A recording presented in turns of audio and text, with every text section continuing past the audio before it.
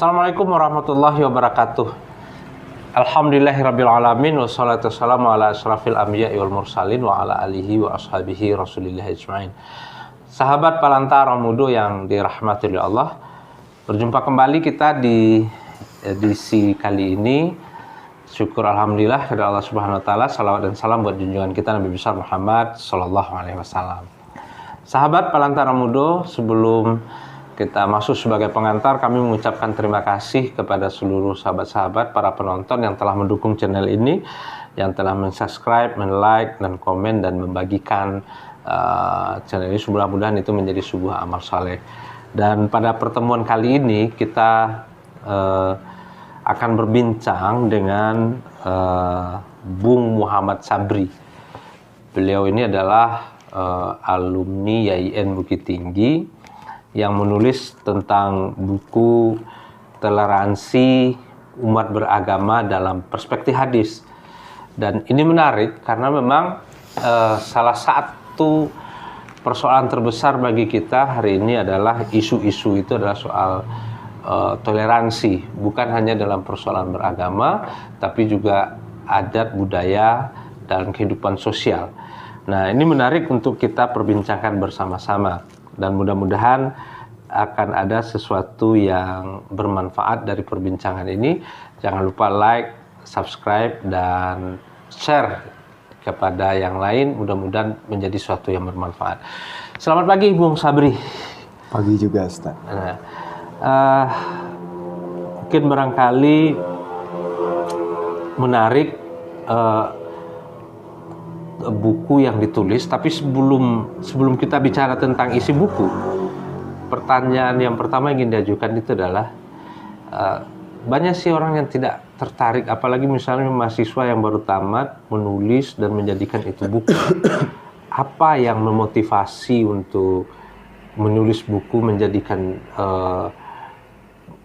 menuliskan buku tentang pikiran-pikirannya sehingga terbit buku Toleransi Antar Umat Beragama ini? Oke, baik, terima kasih, Ustaz. Pertama saya mengucapkan terima kasih atas kesempatannya untuk hari ini. Sekiranya buku saya bisa didiskusikan gitu pada hari ini. Tentunya judul ini atau buku ini ditulis itu berangkat dari empiris bersama dengan kawan-kawan juga, kawan-kawan kampus, sudah tuh teman-teman. Sudah itu juga berangkat dari pengalaman-pengalaman yang ada di sekitar, baik di kampung mungkin di mana-mana gitu kan. Itu banyak terdapat gitu kan masalah toleransi ini agak dikesampingkan gitu. Kita melihat sebagai manusia itu kita harus banyak dan kita harus bisa untuk menerima manusia-manusia yang lain di dalam perbedaan itu gitu. Dan toleransi ini itu saya pikir dengan beberapa pengalaman saya itu sangat negatif jika sifat kita itu yang intoleran gitu. Jadi buku ini dan judul ini saya tulis itu berangkat dari pengalaman saya gitu. Itu banyak saya temukan di lapangan itu, misalkan kita berbeda pikiran gitu, berbeda pilihan, berbeda pendapat. Nah, terus sikap-sikap setelah itu ketika kita berbeda pilihan, berbeda pendapat akan menimbulkan sikap-sikap negatif gitu sesama antara kita gitu kan. Padahal berbeda pendapat itu kan, berbeda pilihan itu adalah sunatullahnya gitu. Sebagai manusia saja kita berkancah kepada diri kita, mungkin saya dengan Ustadz pun berbeda gitu kan. Rambut saya panjang, Ustadz pendek gitu. Itu kan salah satu sunatullahnya dari Allah Subhanahu wa taala. Dan saya ingin manusia-manusia yang ada gitu kan, kita-kita yang ada ini, kita bisa menerima hal itu gitu. Makanya saya tulis buku itu tentang toleransi itu. Sebenarnya buku tentang toleransi itu tidak semata-mata toknya itu dikhususkan di bagian hadisnya aja gitu kan. Itu saya ingin saya tumpah ruahkan ide dan gagasan saya, bagaimana kita sesama manusia ini di dalam perbedaan itu saling menghargai, saling kasih sayang antara sesama, dan saling menghargai pendapat-pendapat dan ide-ide gagasan dari orang lain gitu. Sehingga terciptalah di antara kita perdamaian, cinta dan kasih sayang di antara kita sesama itu. Walaupun kita berbeda dalam pilihan, pendapat atau apa gitu, atau agama pun khusus dalam buku itu. Mungkin itu latar belakangnya, Ustaz. Toleransi itu dalam perspektif orang lain itu kan sering disalahartikan ya. Artinya yang berkembang seperti ini, saya bisa menerima ketentuan toleransi ini kan lebih banyak lebih fokus kepada bicara agama, walaupun sebetulnya tidak hanya beragama gitu ya, seperti yang disinggung tadi, misalnya tentang perbedaan budaya, ya kan, perbedaan cara pandang dan seterusnya itu. Tapi yang sering ini menjadi menyempit ketika bicara toleransi itu fokusnya adalah kepada agama, dan di agama itu seperti untuk bisa menerima apa yang saya yakini itu juga bisa Anda terima, dan apa yang dia yakini ini juga bisa diterima. Sehingga kan sering dibenturkan dalam persoalan misalnya rumah ibadah. Kemudian kalau di dalam Islam perbedaan firqah gitu ya. Kemudian toleransi dalam beragama ini yang Bung Sabri maksud itu seperti apa gitu ya di dalam buku ini. Ini kan toleransi antar umat beragama. Toleransi yang seperti apa itu yang dimaksud? Apakah memang dalam kacamata orang awam ini di komunitas Muslim harus di sini, lalu di sini didirikan misalnya gereja, sementara orang non Muslimnya cuma sekecil, tentu menimbulkan gejolak. Apakah umat Muslim harus menerima di sini bisa berdiri gereja? Gitu kan? Kan itu yang sebetulnya menjadi persoalan-persoalan gitu ya. Toleransi umat beragama itu seperti apa yang dimaksud di dalam buku ini? Baik, dari beberapa literasi hadis itu yang saya maksudkan di dalam buku itu, dan itu menyangkut juga tafsiran para ulama di sana menjelaskan tentang toleransi itu bagaimana gitu kan. Cuman yang ingin saya sampaikan di sini adalah bagaimana kita menjadi Muslim itu memang Muslim yang rahmatan lil alamin gitu. Memang kita menjadi seorang Muslim, seorang aktor dalam Muslim itu memang bisa menebarkan kebaikan itu bukan sesama di antara kita umat Muslim saja, tetapi juga terhadap umat non-Muslim gitu. Nah, itu yang ingin saya sampaikan. Dan jangan sampai kita berpikiran gimana ya, kita harus membenci orang-orang yang di luar kelompok kita gitu. Nah, dan itu rentan terjadi di Indonesia ini, mungkin secara skala besarnya di Indonesia. Dan mungkin kita pribadi pun bisa merasakan hal itu gitu kan. Ketika kita bertemu dengan non-Muslim, mungkin pikiran kita sudah mulai agak negatif atau bagaimana gitu kan. Seolah-olah umat Muslim ini ada misi untuk sugesti kita untuk masuk ke agamanya gitu.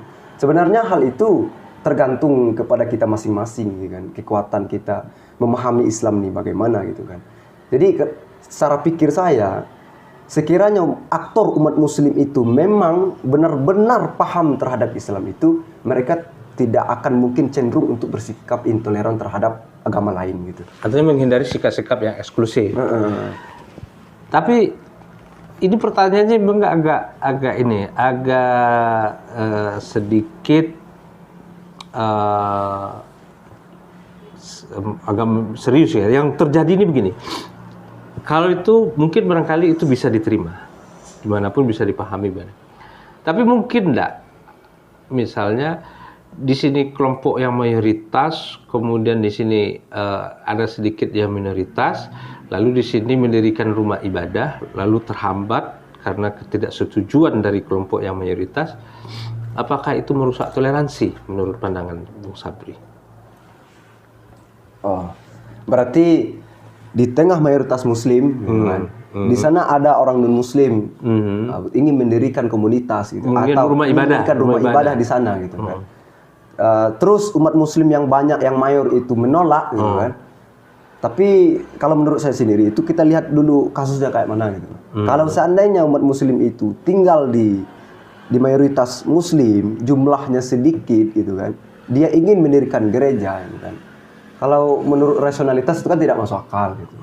Tidak masuk akal. Tapi sekiranya memang dia hidup di mayoritas Muslim dan di sana banyaklah cukup kapasitas mereka untuk mendirikan gereja. Mungkin bisa kita 100 atau 200 orang gitu kan. Mungkin kita data, mungkin dalam satu kampung gitu kan, umat muslim ada 1000, di sana ada umat non muslim 300 orang gitu kan. Kalau menurut saya ingin mendirikan rumah ibadah, apa salahnya gitu. Nah, sebab mereka kapasitasnya banyak gitu kan. Kalau seandainya ada 4 orang di sana, mayoritas muslim ada 1000, dan di sana non muslim ada 5 atau 7 orang di sana itu kan, dia dirikan gereja dengan sebesar apapun gitu kan. Di sana itu kan tidak mencukupi kapasitas. Tentu kita harus berpikir lagi di sana itu kan, apa tujuan dan maksud mereka mendirikan hal itu gitu kan? Apakah ada misi tertentu gitu kan? Dengan 4 orang dia mendirikan gereja yang sangat besar, mewah gitu kan. Sementara jemaahnya ada 4 orang gitu kan, di tengah mayoritas muslim gitu. Dan kalau menurut saya itu kasuistis lah ya. Jadi artinya dibedah berdasarkan kasus demi kasus. Tapi untuk Minang itu masih sulit ya. Untuk Ranah Minang masih sulit ya. Oke, berkali-kali bisa. Tetapi tidak tahu lah ke depan seperti apa. Dan apalagi yang diantar selain dari itu, bahwa umat muslim itu harus menjadi artinya pengenjauan tahan dari ajaran Islam itu sendiri yang menjadi rahmatan lil alamin. Ya karena kan sebetulnya dalam hadis Nabi juga orang-orang kafir dhimmi itu tidak boleh diganggu kecuali kafir harbi gitu ya. Yang kafir dhimmi itu kan berhak menerima zakat, disantuni dan segala macam gitu ya kan. Tapi kalau yang harbi yang mengganggu itu kan lain persoalan. Nah, apalagi yang dipesankan dalam buku ini? Ya, mungkin seperti ini ya. Kalau saya berbicara di sini di buku itu masalah toleransi antar umat beragama, mungkin itu sudah banyak. Itu mungkin sudah banyak orang bahasnya. Dari sejak zaman dahulu sampai sekarang itu udah banyak yang bahas tentang toleransi antar umat beragama itu. Namun di buku itu kembali lagi, di buku itu sebenarnya keinginan hati nurani saya sebenarnya itu, saya ingin menyampaikan hal itu tuh, toleransi itu di antara kita ini, di antara kita individual dengan individual yang lainnya. Gitu kan. Kalau kita lihat manusia itu bermacam ragam bentuk, gitu. Dari bentuknya, profesinya, apalagi perbedaan pikirannya, pilihannya itu kan sangat banyak sekali. Gitu. Jadi kadang-kadang di perbedaan itu sering secara tidak langsung kita melakukan sikap-sikap intoleran. Kan? Dari sikap intoleran itu, malahan ada sikap intoleran itu yang sangat ekstrim lagi gitu. Mungkin contohnya, mungkin saya tidak, ini saya garis bawahi dulu ya. Mungkin saya tidak berat-berat masalah membahas tentang buku toleransi ini. Saya ingin menyadarkan kita antar kita aja dulu. Menyadarkan. Mungkin contohnya sikap-sikap kesombongan itu misalkan. Kan kata Buya Hamka itu dalam tafsir Al-Azhar itu kan mengatakan bahwasanya manusia itu berbeda-beda dalam pekerjaannya, perbuatannya, tetapi hal itu sebenarnya adalah berguna bagi kita semua untuk saling menutupi. Gitu. Saya ingat betul itu tafsir Buya Hamka itu mengatakan, contohnya sekarang ada tukang cukur, ada yang berprofesi presiden gitu kan, ada yang berprofesi bermacam lah. Sebenarnya itu perbedaan itu adalah gunanya untuk kebaikan kita juga. Gitu. Nah, jadi di sana kita sering lupa, kita sering lupa secara individual kita. Mungkin sekarang menjadi orang yang wah gitu kan, hebat gitu kan, pangkat itu gitu kan. Dan sekarang kita lupa, dan sehingga dengan kepangkatan itu kita kita seolah-olah tidak menghargai orang-orang yang bekerja sayur misalkan, orang-orang yang bekerja tukang cukur gitu kan, orang yang bekerja tukang kue gitu kan. Mereka seolah-olah ini pekerjaan apaan sih gitu kan, ini pekerjaan apa sih, rendah sekali sih gitu kan.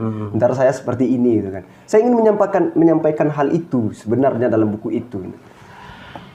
Apa menurut Bung Sabri, kenapa ini tulis? Berarti kan memang setidaknya melihat bahwa toleransi itu sudah sangat jauh. Sehingga ini perlu disadarkan kembali bahwa ini penting kita untuk bertoleransi gitu. Kira-kira apa yang menyebabkan habisnya nilai-nilai itu, toleransi itu, sehingga orang bersikap intoleran itu? Menurut Bung Sabri, apa yang menyebabkan orang bisa bersikap tidak toleran itu? Mungkin Ustadz, menurut saya simpel saja sih. Orang-orang yang intoleran itu yang menyebabkan mereka intoleran itu adalah sikap eksklusifnya. Mereka cenderung tertutup.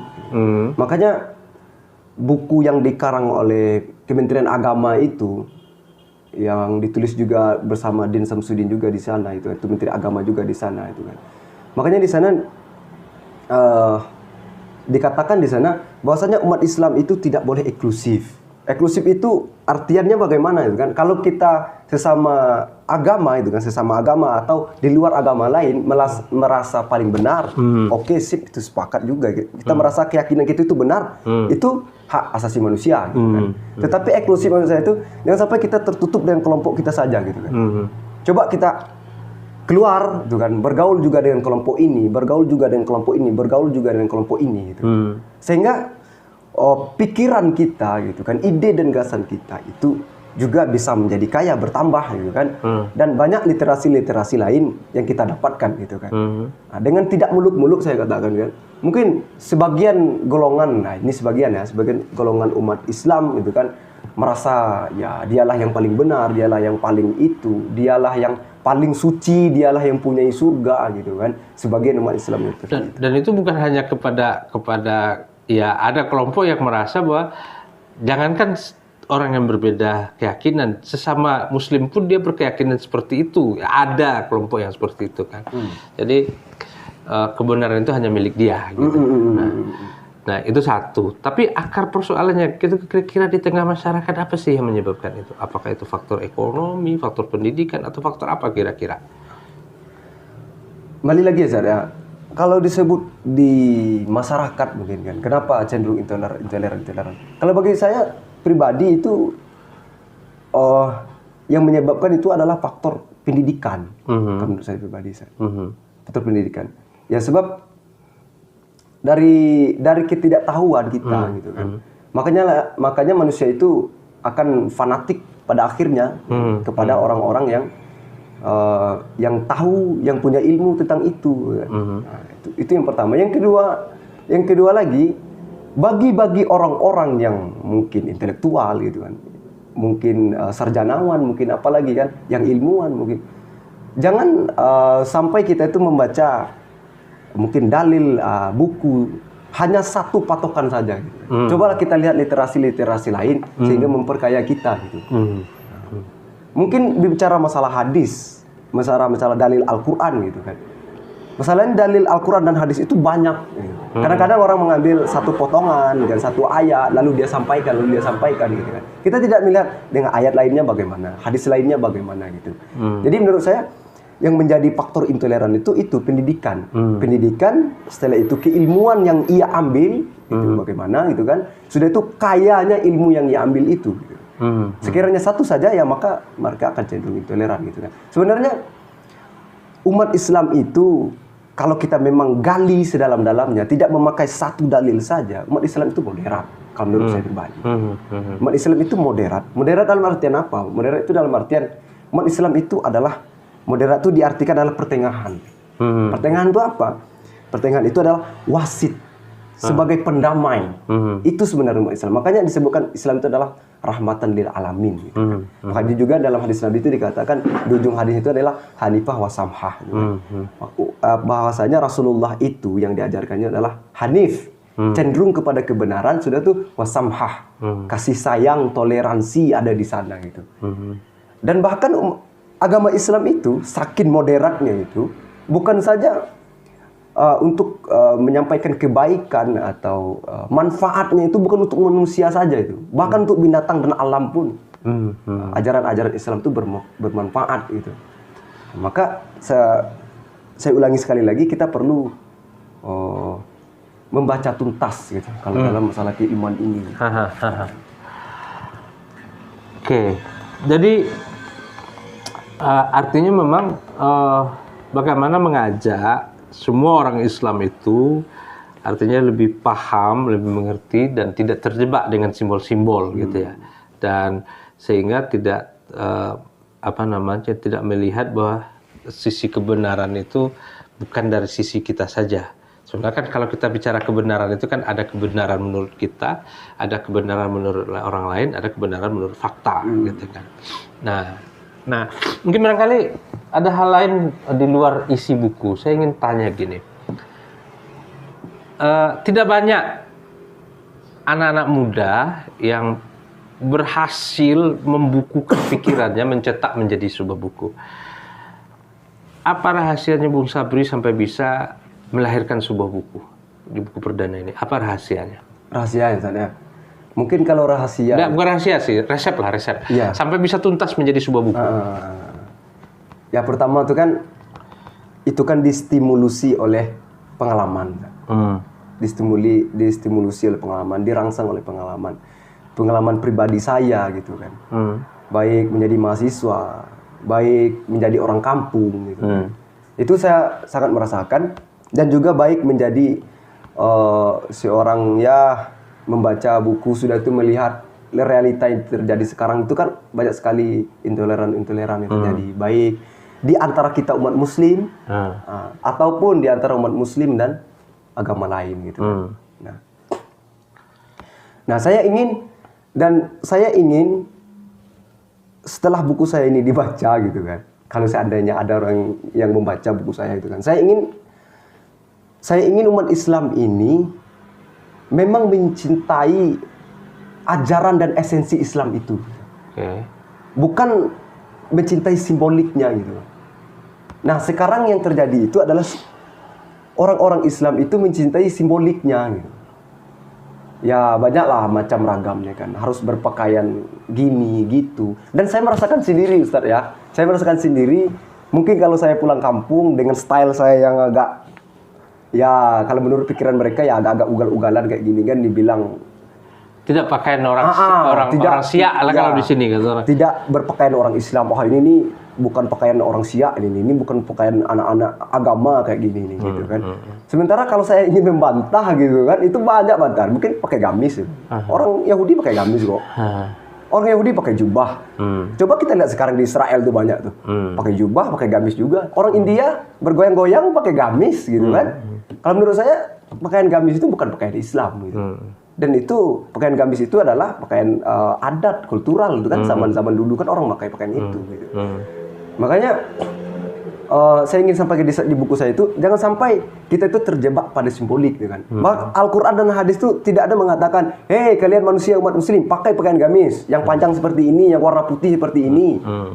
Tidak ada itu dalam Al-Qur'an, itu tidak ada disebutkan. Makanya dalam Al-Qur'an itu disebutkan saja, tutuplah auratmu. Kan dalam fikih kan sudah dijelaskan aurat laki-laki ini dari lutut ke sini, gitu kan. Perempuan pun begitu dijelaskan dalam semua. Tapi terkhusus pakaiannya itu tidak ada, gitu kan. Oke, kita sebutkan lagi apa lagi, baju koko misalkan. Koko itu buatan siapa? Buatan Cina. Itu Kung Fu Shaolin itu bukan orang Islam dulu. Jackie Chan itu pakai koko itu. Itu Jet Li itu pakai koko, kan apakah mereka itu bisa disebut muslim yang baik gitu kan? Kan tidak gitu. Makanya kembali lagi, jangan sampai kita terjebak kepada simbolik. Cintai esensinya gitu. Nah, kalau menurut saya, kalau jika dia berpakaian sopan menutup aurat, apa salahnya? Bagi saya itu pakaian syar'i. Mau pakai lepis kayak dia, mau pakai jaket kayak dia, mau pakai jaket lepis kayak dia, ya silakan asal menutup aurat. Asal menutup aurat ya mereka, bagi saya ya orang syar'i. Berpakaian syar'i, pakai berpakaian Islam. Beginilah yang diajarkan oleh Islam.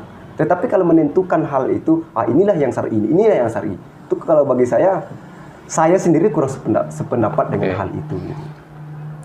Nah, kita keluar dari isi. Apa kendala yang dialami untuk menulis ini? Kan tidak gampang untuk menulis itu. Semua orang kan ada yang mulai menulis di awal semangat, tapi di akhir nggak selesai. Kenapa Bung Sabri bisa menulis sampai menjadi sebuah buku itu? Apa yang bisa kok bisa jadi sebuah buku gitu ya? Pikiran itu. Apa ininya? Ya. Rahasianya? Kalau rahasia menulis itu, ya memang sih pertama berangkat dari kesukaan ya saya. Memang saya sangat suka menulis gitu. Sangat suka menulis, apapun itu pasti saya tulis gitu kan. Setelah itu, tapi yang sangat memotivasi saya itu adalah empiris di lingkungan. Empiris lingkungan, sementara saya ini suka menulis dan saya melihat empiris lingkungan ini seperti ini, maka saya sangat terpacu untuk menulisnya. Kalau masalah kendala itu banyak, Ustaz. Ketika saya menulis itu banyak sekali kendalanya. Bagaimana mengatasinya? Ya, kendala dulu Ustaz ya. Kendala itu ya namanya mengarang buku dan judulnya itu sangat sensitif bagi saya. Ketika saya sangat teledor dengan ini, ya maka saya akan diserang gitu kan. Itu sudah pasti, ini masalah toleransi gitu kan. Dalam kendala itu banyak sekali kendala-kendala. Cuman kendala itu bukan masalah referensi atau itu tidak ada kendala, tapi kendala itu dalam pikiran gitu. Ini ditulis nggak ya? Ini pantas nggak ya? Ini pantas nggak ya? Itu yang saya seleksi dengan pribadi saya, dan juga banyak bertanya-bertanya juga dengan yang lain-lain gitu kan. Misalnya, apakah ini pantas untuk ini atau tidak gitu. Itu itu kendalanya gitu kan. Dan selanjutnya motivasi ini bisa tercipta ya tekad yang kuat, Ustaz. Tekad yang kuat. Tekad yang kuat bagaimana buku ini bisa terbit, dan selanjutnya mimpi saya buku ini bisa terbaca. Dan mudah-mudahan cita-cita saya, dan mudah-mudahan kalau ada yang membaca, mudah-mudahan sedikit banyaknya mereka mengerti gitu kan. Bahwa beginilah hidup bertoleransi itu. Hidup toleransi itu bahagia, damai.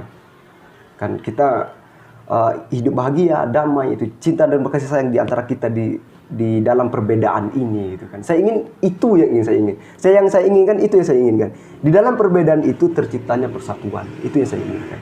Nah, kalau kita tidak muluk-muluk, kita juga bisa merasakan sekarang perbedaan pilihan Jokowi antar Prabowo aja kita sudah menjustis gitu kan. Kita sudah menjelek-jelekkan personil orang, individual orang. Seharusnya itu kan tidak pantas gitu kan. Nah, itu sebenarnya gitu. Ini buku pertama. Mungkin nanti kita juga menunggu buku-buku berikutnya. Insya Allah. Saya teruskan menulis. Insya Allah. Ini satu lagi Ustaz ya. Boleh nggak disebut di sini, Ustaz? Boleh, mana? Boleh, Ustaz? Boleh.